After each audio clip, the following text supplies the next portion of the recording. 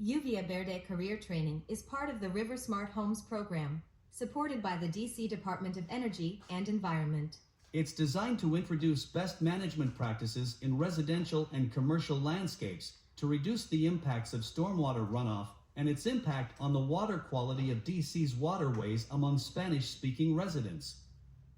Participants in this program will have an early career introduction to best management practices that provide a pathway to green jobs that are focused on stormwater solutions. Today we will discuss the importance of the watershed, the history of DC's stormwater runoff problem, the main causes of stormwater runoff, what we can do about it, and how to become a Chesapeake Bay landscape professional. Drinking water in the District of Columbia comes from the Potomac River, part of the Chesapeake Bay watershed. The Chesapeake watershed is a world-class ecological treasure that is home to several thousand species of plants and animals, from blue crabs to bald eagles. DC's main waterways are Potomac and Anacostia Rivers, Oxon Run, and Rock Creek. Now restoration and protection activities must also anticipate climate change, which is projected to raise sea levels, warm the water and air, and affect the intensity of storms. The population in the watershed has doubled since 1950. And the resulting development has destroyed forests and wetlands that previously filtered pollution and provided wildlife habitat. The impacts have accelerated due to rapid growth and development during the last few decades. The problems facing the Chesapeake region stem primarily from human activity that has transformed the natural landscape. Runoff is stormwater that flows on impervious surfaces until reaching the storm drains, where it continues its course until it empties into streams, rivers, bays, and oceans. The District of Columbia has a long history of flooding. It dates to the 19th century. There are three types of flooding that the district faces: riverine, tidal or coastal storm surge, and interior. Major riverine floods occurred in mid to late 30s and early 40s, and two in 1996. Major tidal floods occurred in 1933, 1972, and 2003. And the most notable interior floods were in June 2006 in Federal Triangle and in 2012 in Bloomingdale and LeDroit Park neighborhoods. What are the solutions? Solutions identified in the RiverSmart Homes program include best management practices that are designed to reduce the negative impacts of stormwater runoff by slowing it down, giving it a place to collect and absorb into the ground, and collecting it from roofs for reuse in gardens. We can't control the rain, but we can decrease waterproof surfaces by promoting the use of water filtration systems. One solution is bioretention. Bioretention is the process in which contaminants and sedimentation are filtered from stormwater runoff. Stormwater is collected into the treatment area, which consists of a grass buffer strip, sand bed, ponding area, organic or mulch layer, planting soil, and plants. Rain barrels are containers used to collect rainwater that flows from roofs and used for watering the lawn and the garden. The rainwater is naturally soft, oxygenated, and devoid of chlorine, so you can help improve the health of gardens, lawns, and trees. However, water collected in the rain barrel is not suitable to drink because it may contain debris from the roof with high levels of bacteria or other contaminants. According to the Department of Natural Resources of Maryland, MDDNR, rain barrels can save a homeowner 1,300 gallons of water during peak summer months. Water tanks are generally bigger than rain barrels. They can store from 100 gallons up to several thousands. They can pick up water from downspouts on the roof of a building or from multiple roofs. What are the advantages of tree canopies? Trees located within 50 feet of a structure can increase property values. Also, buildings shaded by trees have lower air conditioning costs. They also clean polluted air and make communities quieter by absorbing sound. Tree roots reduce stormwater through evapotranspiration. Another solution is a rain garden. A rain garden consists of landscaping made up of shallow planted native plants that can tolerate water. It is designed to absorb stormwater flow from downspouts or hard surfaces like your driveway, patio, or pavement. What are the benefits of the rain garden?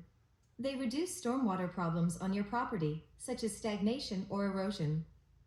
They protect local streams and the Chesapeake Bay.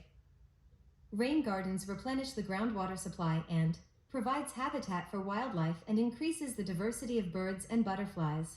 Also, rain gardens provide an attractive alternative to traditional turf and require less maintenance.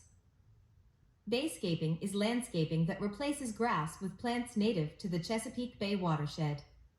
Native plants have deeper root systems that absorb more stormwater, reduces erosion, increases infiltration, and are more drought tolerant than turf grass or ornamental species.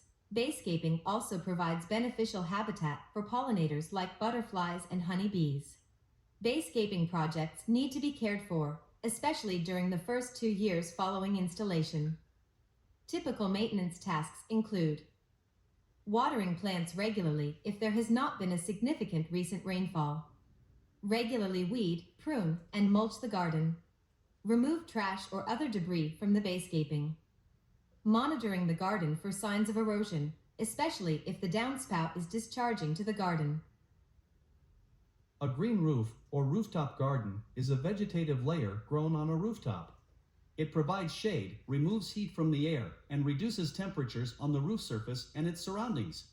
Using green roofs in cities with limited vegetation can moderate the urban heat island effect, particularly during the day.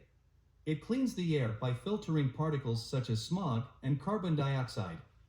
Green roofs can double the life of the roof and provide a layer additional insulation to reduce costs heating and cooling. And, most importantly, it helps reduce the volume of stormwater runoff and the load of pollutants entering streams. And for investors, it attracts higher rents and maintains customer retention tenants in commercial properties, and it's an added bonus for everyone sharing the space. Permeable pavers and revegetation is the process of removing and replacing permeable surfaces, also known as porous or pervious surfaces, like asphalt and concrete, with grass or native plants or with pervious paving. Permeable surfaces allow water to percolate into the soil to filter out pollutants and recharge the water table. Impermeable, also known as impervious surfaces, are solid surfaces that don't allow water to penetrate, forcing it to run off. Impervious surfaces are mainly man-made structures which water cannot infiltrate, like roads, rooftops, and parking lots. Some of the benefits of pavement removal is that improves downstream water quality, reduces river erosion, and reduces stormwater runoff. Vegetation landscaping also improves the aesthetics of a property and promotes green spaces for a community, reduces pavement maintenance costs, and possibly increases home property value. The DC's fertilizer law applies primarily to landscape professionals, but it's also an important guide for residents. The law states you should use organic fertilizer when possible. Fertilizer washes off the yard and into the street, entering the storm drain, and can kill fish and beneficial insects further downstream. For the same reason, you should not fertilize within 15 feet of a water body or new storm drain or a drainage ditch. Do not apply fertilizer between November 15th and March 1st. Fertilizer applied to dormant plants or dry or frozen ground is not absorbed, instead runs into the street, nearby creeks, and streams.